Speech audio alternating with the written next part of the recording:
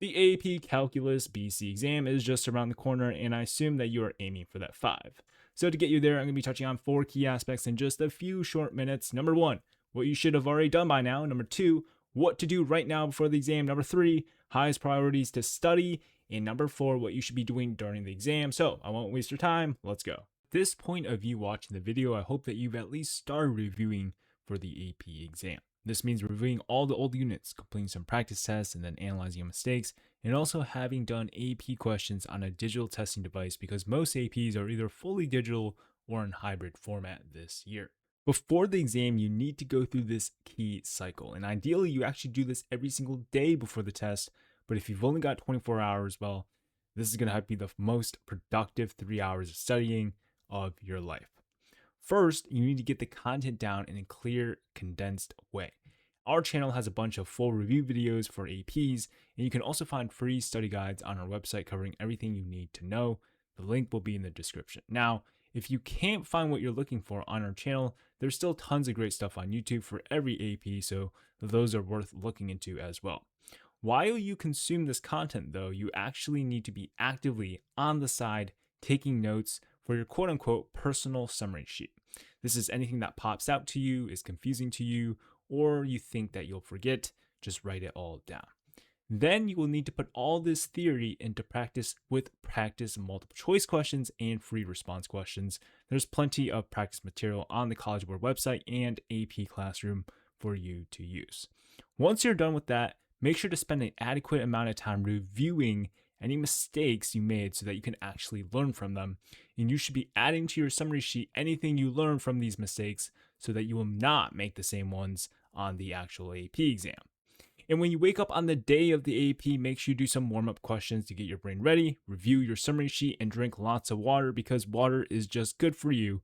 And trust me, if you don't drink water, you're not going to get a 5. Anyways, let's go on to the topics you should actually be focusing on.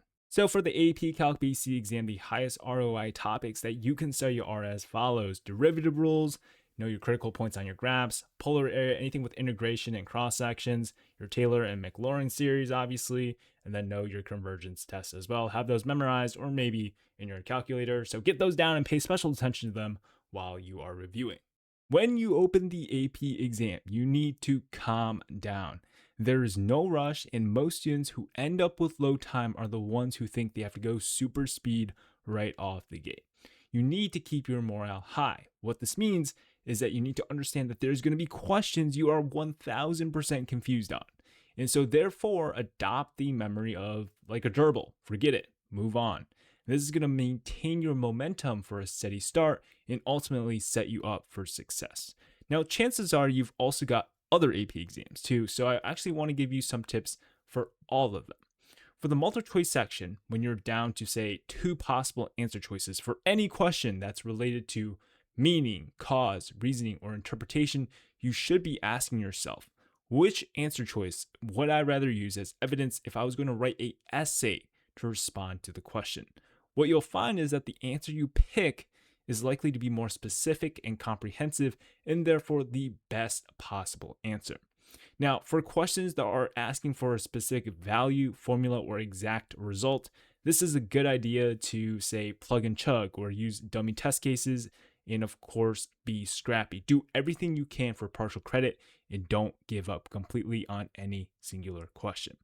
Now, for all your free response questions, it's a good idea to plan the structure of your answer. Now, if you're writing an essay, it's pretty obvious, right? You got to have an outline and stuff.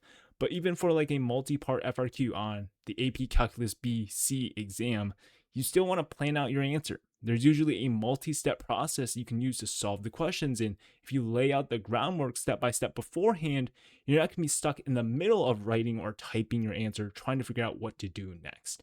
And ultimately, if you want all that work to not be wasted, then don't do anything stupid or illegal. That's going to get your AP exam invalidated. Now, before you get to your cramming, consider subscribing so our videos can help even more students. And remember that we have study guides for a bunch of your AP exams, which can be found at our website. Find the link in the description. And finally, make sure to comment any last minute questions as people in the community will respond. That's all. Best of luck on your exam and go get that 5.